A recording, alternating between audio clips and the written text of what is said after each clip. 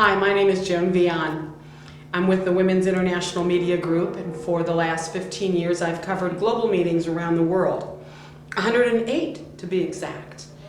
And it was at my first global meeting in Cairo in 1994, as I was reading the document that supported that particular conference in Cairo, I started noticing interesting language and terminology which I didn't understand.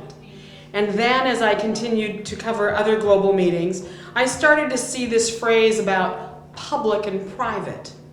And sometimes with public and private, they would talk about non-governmental organizations and foundations. They never ever mentioned specifically corporations. And then it wasn't until the meeting that I went to in Istanbul in 1996 that the document was all about something called public-private partnerships. I was pretty amazed. What? What is a public-private partnership? And I didn't quite understand it in Istanbul, but I came home and I decided I would meet with somebody at the World Bank. And so I went down the street, since I live about an hour from the World Bank, outside of Washington, D.C. And I went to the World Bank and I started asking questions about what a public-private partnership was. It was pretty difficult, but I finally figured it out. Very simply, a public-private partnership is a way in which corporations, through a new entity called public-private partnership, take control of government assets. Very simply, they are taking control of government assets. And when I figured that out, I was absolutely amazed, because public-private partnership was a concept plastered throughout the various United Nations conferences and their documents. And it was a concept that was also talked about very openly after 1996. It was, if you will, the solution for government that is broke. And unfortunately, the real truth about public-private partnership is that you can call it global corporate fascism. You can call it transfer of wealth. You can say that it uses deceit, deception, and distortion. You can call it the fleecing of the American taxpayer. But public-private partnership is really a new structure for government. In 1999, I went to a conference at the State Department in Washington, D.C., sponsored by Al Gore.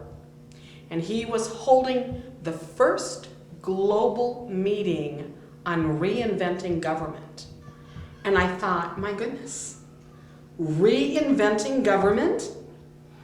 And one of the shocking things at that meeting was Al Gore was talking to other countries, the delegates from other countries who were at that meeting, and he referred to you and me, the taxpayer,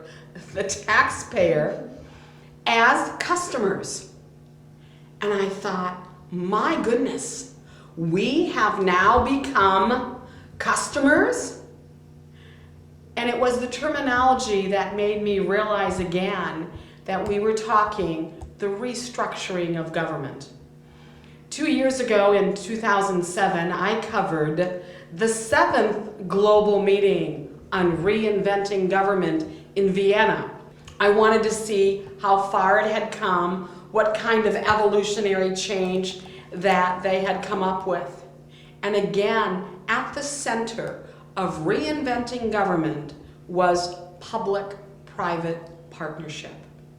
So, what is a public-private partnership? Well, let's break down those 3 words. First, let's start with partnership. Partnership is a business arrangement.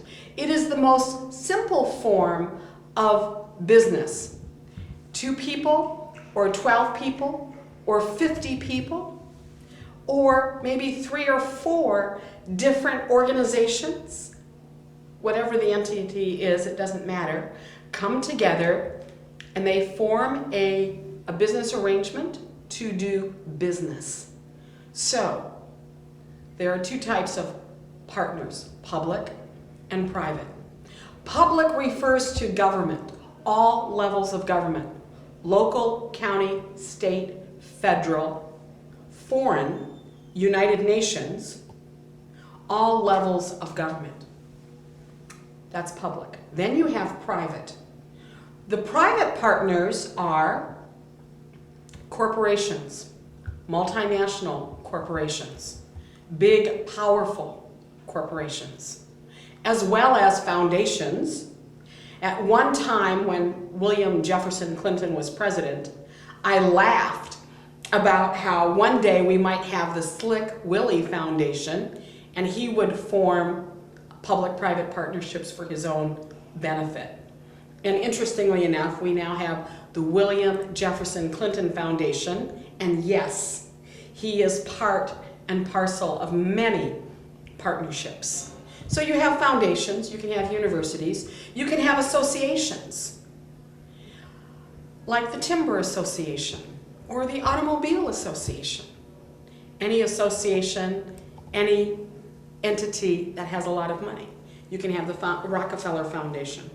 And then there are non-governmental organizations, the NGOs.